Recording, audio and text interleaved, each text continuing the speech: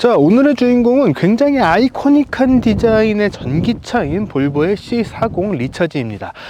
볼보의 첫 번째 전기차라고는 할 수는 있겠지만 유일한 전기차라고는 못하죠. XC40 리차지라고 하는 파생 전기차 모델이 있으니까요.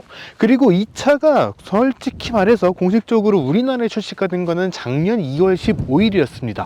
무려 1년이나 지난 차인데 이 차를 왜 다시 갖고 왔는지 오늘은 그 이야기를 해볼까 해요.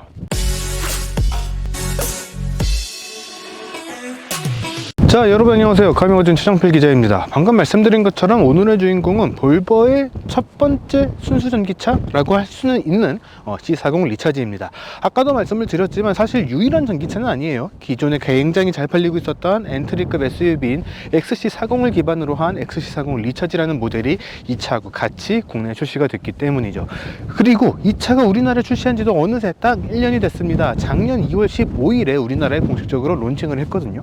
그런데 이 차를 지금에 와서 다시 한번 타보는 이유, 사실 그 1년 사이에 좀 중요한 변화가 생겼기 때문에 이 차를 다시 한번 살펴볼 필요가 있지 않을까라고 생각을 해서 준비를 해봤습니다. 일단 우리나라에는 아직 그 변화된 새로운 C40 리차지는 들어오지는 않았어요. 하지만 조만간 연말쯤이면 그 차가 들어올 것 같은데 그 차가 우리나라에 또 공식적으로 들어올 예정이기 때문에 한 번쯤은 다시 짚어볼 필요가 있지 않을까라고 생각이 됩니다. 일단 이번 C40 리차지 같은 경우에는 다 전용 전기차라고는 이야기는 하지만 완전히 전기차 전용 플랫폼을 사용한 그런 모델은 아니에요. 전용 전기차, 순수 전기차를 위한 플랫폼 혹은 내연기관을 위한 플랫폼, 보통은 이렇게 크게 두 가지로 나뉘게 되는데 이 볼보에서 사용을 하고 있는 이 플랫폼은 모듈러 플랫폼이라고 해서 전기차로도 활용이 가능하면서도 내연기관으로도 활용이 가능한 복합적인 하이브리드형 플랫폼을 사용을 하고 있다라고 이야기를 할 수 있습니다. 여기에는 물론 장점도 있고 단점도 있어요. 장점은 전용 전기차로서 개발이 된 플랫폼이다 라고 하면은 아무래도 배터리를 탑재를 하는데 훨씬 더 도움이 되는 그런 측면들이 있는 반면에 이렇게 하이브리드 형태로 사용을 하게 된다면은 내연기관에서 전기차로, 전기차에서 하이브리드 모델로 얼마든지 섞어가면서 사용할 수가 있다라는 다양한 활용의 가능성이 있다라는 그런 장점이 또 있죠. 두 가지 플랫폼의 장단점이 분명한 편에 해당을 하는데 이 C40 리차지는 그런 복합적인 사용이 가능한 플랫폼이 사용이 된 것이 특징이다라고 이야기를 할 수가 있습니다. 사실 우리나라에 들어온 차들, 예전부터 이제 들어왔던 차들을 쭉 살펴보게 되면은 볼보에도 C로 시작을 하는 모델들이 있기는 했어요. 투도어, 2+2 시트에 굉장히 날렵한 해치백 스타일의 C30이라는 모델이 있었는데 같은 C라는 코드명을 사용을 하고는 있지만 사실 그 차의 후속인가 라고 하면은 전혀 그렇지는 않습니다. 전혀 다른 개념의 모델로 개발이 되기는 했어요. 이렇게 되면서 전기차의 특성도 가져가고 볼보의 브랜드 캐릭터 라인 이런 것들도 그대로 유지를 하면서도 굉장히 독특한 이미지의 그런 모습들을 만들어낸 차, 그런 차가 이 C40 리차지라고 이야기를 할 수가 있습니다. 사실 이런 외관에서의 변화들, 디자인적인 변화들은 사실 새롭게 바뀐 C40 리차지하고 크지는 않아요. 거의 동일한 형태로 적용이 됐다라고 할 수가 있는데 가장 중요한 차이점은 구동 계열의 방식의 변화라고 볼 수 있을 것 같습니다.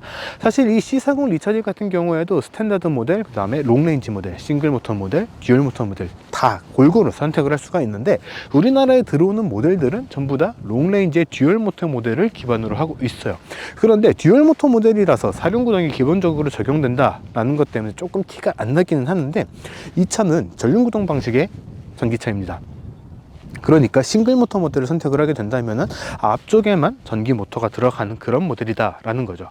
그러다 보니까 앞쪽에 장착되는 모터 그리고 뒷바퀴 쪽에 장착되는 모터 두 가지 모터의 출력을 비교를 해보면은 보통은 주 구동축이 되는 쪽에 들어가는 모터가 훨씬 더 강한 출력을 발휘를 하게 됩니다. 다른 브랜드에서도 나오는 전기차들을 쭉 살펴보게 되면은 보통은 후륜 구동 방식을 기본으로 잡고 있기 때문에 뒷바퀴 쪽에 훨씬 더 강한 성능의 전기 모터가 탑재가 되고 앞쪽이 조금 더 약한 편에 해당을 하거든요. 그런데 이 C40 리차지 같은 경우에는 앞쪽에 조금 더 강한 혹은 거의 뒤쪽과 거의 비슷한 그런 성능의 전기 모터가 탑재가 되어 있다라는 것이 특징입니다. 그런데 이번에 바뀌게 된 새로운 C40 리차지에서는 이게 뒤쪽으로 넘어가게 됐다라는 거예요. 그러니까 후륜 구동을 기반으로 하는 그런 전기차가 됐다라는 점이 다음 C40 리차지에서의 가장 큰 변화점이라고 이야기를 할 수 있을 것 같습니다. 자, C30도 그랬지만 이번 C40 리차지 같은 경우에도 뒷모습은 굉장히 아이코닉한 그런 디자인을 갖고 있는 모델이다 라고 이야기를 할 수 있을 것 같아요. 일단 헤드램프는 기존의 볼보에서 많이 만나볼 수 있었던 그런 T자형 헤드램프가 그대로 적용이 되어 있었지만, 테일램프 같은 경우에는 기존의 볼보의 그런 테일램프스러우면서도 조금 독특한 형태가 적용이 된 모습들을 확인을 할 수가 있어요. 더 정확하게 말을 하면은 트렁크 쪽으로 쭉 빠져나온 이 부분을 빼고 본다면은 기존의 볼보의 테일램프하고 상당히 비슷한 그런 모습들을 확인을 할 수가 있습니다. 하지만 C40은 약간 쿠페형처럼 쭉 내려오는 그런 디자인이 적용이 되면서 뭔가 좀 밋밋해 보이게 되는, 좀 짧아 보이게 되는 그런 형태가 취해지게 됐어요. 그래서 그런 모습들을 조금 더 강조를 하기 위해서 트렁크 라인까지 쭉 뻗어 들어오는 그런 테일램프가 적용이 된 모습들을 확인을 할 수가 있습니다. 거기다가 또 쿠페형의 라인들이라고 하면 매끄럽게 내려오는 그런 라인들이 특징이거든요. 그런 특징들을 조금 더 강조를 하기 위해서 점선처럼 들어가 있는 램프를 적용을 해줘서 조금 더 스포티하게 확 내려오는 그런 이미지들, 특히 밤에 보면은 그런 이미지가 더 강하게 전해져 오는 그런 디자인이 적용이 된 모습들을 확인을 할 수가 있습니다. 보통은 여기에 이제 트렁크를 여는 버튼이 있을 것 같지만, 트렁크를 여는 버튼은 번호판 바로 위쪽에 자리를 하고 있습니다. 스포츠백 타입으로 쭉 올라가는 그런 트렁크 공간을 이용을 해서 상당히 넓은 공간 활용도 가능하고요. 6대4로 폴딩이 가능한 2열 시트를 이용을 해서 트렁크의 수납 공간도 굉장히 넉넉하게 확보를 할 수가 있는 그런 구성을 갖추고 있는 거죠. 사실 요만한 컴팩트한 사이즈의 전기차 혹은 이런 SUV 타입, 쿠페형 SUV 타입 이런 것들을 같이 비교를 해보게 되면은 트렁크 공간이 결코 작지가 않아요. 거기다가 요 밑에도 추가적인 수납 공간들이 자리가 되어 있기 때문에 수납 공간의 활용성만큼은 어디 가서 꿀리지 않는 그런 굉장히 높은 활용성을 가지고 있다라고 이야기를 할 수 있을 것 같습니다. 다만 단점이라고 한다면은 이렇게 쿠페형으로 내려오게 되면서 뒤쪽 시야가 상당히 좋지 않다라는 거예요. 지금 보기에는 유리 자체는 상당히 길게 장착이 되어 있는 것처럼 보이게 되지만, 실제로 운전석에서 뒤를 보게 되면은 요 정도 높이 안에서 모든 것들을 확보를 해야 되거든요. 그러다 보니까 후방 시야만큼은 좋지는 않다. 이 부분은 운전을 하면서 다시 한번 말씀을 드리겠지만, 그 부분만큼은 유일한 단점이라고 이야기를 할 수 있을 것 같습니다. 자, 이번에는 이 C40 리차지 운전석 실내로 들어와 봤습니다. 일단 몇 가지 좀 말씀을 드리고 싶은 그런 포인트들이 있는데, 폴스타도 아마 동일하게 적용이 되는 그런 내용들이라고 생각이 돼요. 일단 이 C40 리차지 같은 경우에는 따로 전원 버튼, 시동 버튼 이런 것들이 없습니다. 그냥 시트에 앉아서 기어 변속기를 조작을 하게 되면은 자동으로 전원이 들어오게 되는 그런 형태로 되어 있죠. 그런데 이렇게 됐을 때 나는 당장 출발을 할 건 아닌데 계속 요 변속기 조작도 해야 되고 뭐 파킹도 다시 눌러야 되고 이런 것들이 조금 번거로워 라고 생각을 하실 수 있을 것 같아요. 요 가운데 요 인포테인먼트 디스플레이 아래쪽에 작은 공조 관련된 것들, 이제 앞유리 성해 제거라든가 뒷유리 열선이라든가 이런 거 관련된 버튼들이 있거든요. 브레이크를 밟은 상태로 이 재생 버튼을 꾹 누르고 있으면은 차량 전원 끄기라고 해서 전원이 딱 꺼지게 됩니다. 따로 기어 변속기를 조작을 하지 않아도 상관이 없는 거죠. 그러니까 굳이 기어 변속기까지 조작을 하지 않아도 전원을 켜고 끌 수 있다라는 점들을 같이 알고 계시면은 이 차를 운행을 하는 데 있어서 조금 더 편리하게 사용을 할 수가 있는 그런 구성 아닐까 싶어요. 그 외에는 폴스타가 기준이 되면 안 될 것 같기는 한데, 폴스타하고 상당히 비슷한 그런 구조를 가지고 있습니다. 이 계기판 같은 경우에도 굉장히 컴팩트한, 굉장히 뭔가 잡다한 뭐 그런 기능들이 들어가 있는 것들이 아니라 아주 기본적인 정보들을 아주 깔끔하게 배치를 해줘서 더 보기 편한 그런 구성으로 변경을 해준 그런 모습들을 확인을 할 수가 있고요. 인포테인먼트 디스플레이 같은 경우에도 구글 OS를 바탕으로 한 이 인포테인먼트 시스템이 장착이 되어 있습니다. 우리나라 같은 경우에는 T맵 그리고 누구, 플로라고 하는 세 가지 기능이 묶여져 있는 요 SK텔레콤의 요 인포테인먼트 시스템이 추가로 개발이 돼서 장착이 되어 있기 때문에 기본 내비게이션이 T맵이라고 생각을 하시면 될 것 같아요. 물론 애플 카플레이나 안드로이드 오토와 같은 스마트폰 미러링 시스템들도 사용을 할 수는 있어요. 하지만 이 차 같은 경우에는 유선으로 뭐 연결을 해야지만 사용을 할 수가 있습니다. 무선이 연결이 안 된다라는 뜻인 거죠. 물론 USB를 이용을 해서 이렇게 뭐 필요하다면은 A 타입으로 전원을 하는 잭을 이용을 하면은 사용을 할 수는 있기는 하지만 이거는 약간의 호불호가 좀 갈릴 것 같습니다. 저 같은 경우에도 T맵보다는 다른 내비게이션을 더 선호를 하기 때문에 T맵만 사용을 해야 된다, 따로 케이블을 사용을 해야 된다 라는 측면에서는 저한테는 약간의 마이너스예요. 하지만 T맵을 기존에서 사용을 하고 있었다라고 한다면은 이런 복잡한 번거로운 추가적인 조치 없이 사용을 할 수가 있기 때문에 훨씬 더 편하게 사용을 할 수가 있는 그런 구성이다 라고 이야기를 할 수 있을 것 같습니다. 실내 소재 같은 경우에는 사실 이 차에는 가죽처럼 보이기는 요소들이 몇 군데 있긴 하지만 실제로는 가죽은 전혀 들어가지 않았어요. 레더 프리라고 이야기를 하거든요. 스티어링 휠이나 이런 시트, 도어 패널 이런 부분들의 가죽 같은 것들이 몇몇 부분 들어가 있기는 한데 이것들은 실제로는 가죽이 아니라 가죽의 느낌이 나는 인공 소재들이라고 생각을 하시면 될 것 같습니다. 그렇기 때문에 느낌들이 약간은 좀 어색하게, 촉감이 약간 좀 이상한 그런 느낌들이 좀 들 수는 있어요. 하지만 한참 주행을 하다 보면은 약간 좀 달았다라고 해야 될까요? 그런 상태가 되게 되면은 그런 이질감 없이 손에 딱 붙는 그런 촉감, 그런 사용감을 전달을 해주기 때문에 그렇게 크게 불편한 요소는 아니다 라고 생각을 하시면 될 것 같습니다. 주행을 하다 보면 자연스럽게 익숙해질 부분이기 때문에 이런 부분들도 참고를 하시면 될 것 같아요. 그리고 볼보에서 굉장히 유명한 것 중에 하나가 사운드 시스템이죠. BMW 바우스 앤 윌킨스 사운드 시스템이 장착이 된다라는 건데, 사실 모든 모델에 다 BMW가 들어가는 건 아니에요. 하위 트림, 하위 모델 40 클러스터로 가게 되면은 하만 카돈 사운드 시스템이 장착이 됩니다. 이 C40 리차지도 마찬가지로 하만 카돈의 사운드 시스템이 장착이 되어 있기 때문에 BMW만큼은 아니겠지만 그래도 나쁘지 않은 사운드 시스템을 장착을 하고 있기 때문에 음악을 들으면서 주행을 한다라고 할 때도 꽤 괜찮은 그런 주행의 즐거움을 느낄 수 있는 그런 구성을 갖고 있다라고 생각을 하시면 될 것 같습니다. 자, 이번에는 C40 리차지 뒷좌석으로 들어와 봤습니다. 출시 당시부터 계속해서 이야기를 나왔던 것 중에 하나는 뒷좌석의 머리 공간, 특히 헤드룸 공간에 대한 이야기였거든요. 공간이 조금은 좁다라는 그런 이야기들이었습니다. 어떻게 보면은 조금 한계, 이렇게 쿠페형으로 내려가는 차들의 한계라고 이야기를 할 수가 있을 것 같아요. 지금 운전석과 조수석은 전부 다 제 몸에다가 맞춰둔 상태고 약간은 좀 몸을 앞쪽으로 빼서 앉아 있는 상태거든요.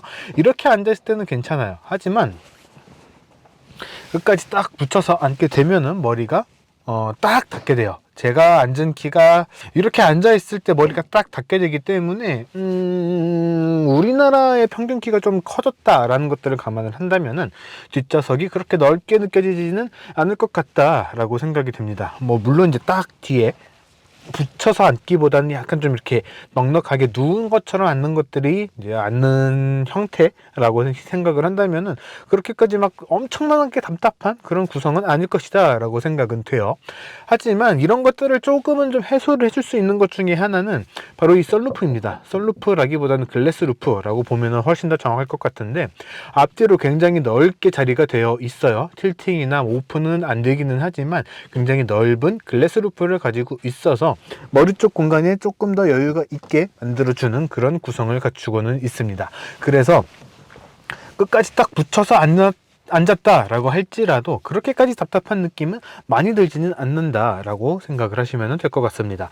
무릎 공간 같은 경우에도 제 손을 기준으로 해서 주먹 하나가 조금 넘는 공간들, 앞으로 살짝 눕혀서 앉아도 주먹 하나가 딱 들어가는 그런 무릎 공간들을 보여주기 때문에 앞뒤 공간 자체는 그렇게 나쁘지는 않아요. 거기다가 하이브리드형, 모듈형 이 플랫폼을 사용을 했다 보니까 배터리의 탑재됨에 따라서 이 바닥이 조금은 좀 올라올 수 있는 그런 구성들을 갖추고 있는데, 그래도 뒤쪽 같은 경우에는 평평하게 들어가 있는 그런 모습들도 확인을 할 수가 있습니다. 운전석 같은 경우에는 배터리가 딱 끝나는 지점에서 확 내려갔다가 페달이 나오는 그런 구성으로 되어 있어서 살짝 파여 있는, 도랑이 있는 것 같은 그런 느낌들을 조금은 받을 수가 있거든요. 그런 것과 비교를 한다면은 뒷좌석은 오히려 바닥이 평평하게 자리가 되어 있기 때문에 발 공간에 있어서도 그렇게 불편함을 느끼기 어렵다라고 생각을 하시면 될 것 같습니다. 앞좌석과 마찬가지로 뒷좌석도 소재 같은 것들은 실제 가죽보다는 레더 프리라고 하죠. 실제 가죽보다는 조금 재활용 소재들을 이용을 한 합성 가죽 같은 느낌들, 그런 느낌들이 조금 있어요. 그래서 실제로 가죽이 들어간 그런 부분들보다는 플라스틱이라든가 약간 친환경의 부직포 같은 형태들, 그런 것들이 좀 골고루 적용이 되어 있고, 실제 가죽은 찾아보기는 어렵다, 가죽 느낌이 나는 소재들만 적용이 되어 있다라고 생각을 하시면 될 것 같습니다. 자, 이번에는 이 C40 리차지 직접 주행을 해보도록 하겠습니다. 아까도 말씀을 드렸지만 우리나라에는 사실 싱글 모터, 듀얼 모터, 스탠다드, 롱레인지 다 구성을 할 수 있었음에도 불구하고 듀얼 모터 롱레인지 모델로만 구성을 해놨습니다. 그렇기 때문에 기본적으로 앞바퀴, 뒷바퀴 다 모터가 장착이 되어 있는 그런 사륜구동 모델이 적용이 되어 있는 상태예요. 그렇게 되면서 발휘하는 성능은 최고 출력 300kW 시 300kW 시간이죠.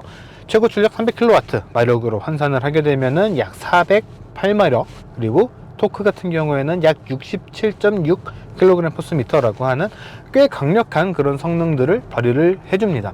배터리 같은 경우에도 LG 에너지 솔루션에서 개발한 78kWh의 배터리가 장착이 되어 있어요. 스탠다드 모델이라든가 다른 시장에 판매되는 롱레인지 모델 같은 경우에는 CATL이라든가 다른 배터리 제조사의 배터리가 장착이 되어 있는 경우도 있기는 한데, 국내에서는 이런 특히 CATL 중국 배터리에 대한 그런 거부감들이 좀 있다 보니까 LG 에너지 솔루션의 배터리를 탑재한 모델을 들여오기 위해서 많이 노력을 했다라고 이야기를 하고 있어요. 그럼에도 불구하고 주행 가는 거리는 조금 짧게 장착이 된 것들이 좀 아쉬운 포인트이기는 합니다.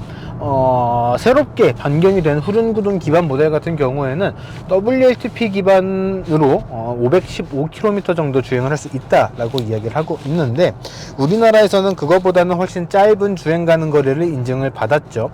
우리나라에서 직접 주행을 해보면 완전 장거리까지는 조금 부담이 되는 건 사실이에요. 하지만 시내 운행, 도심 운행이라든가 중거리까지는 그래도 부담 없이 주행을 할 수가 있는 그런 주행 가는 거리를 보여주는 것이 이 차의 포인트라고 생각을 하시면 될 것 같습니다.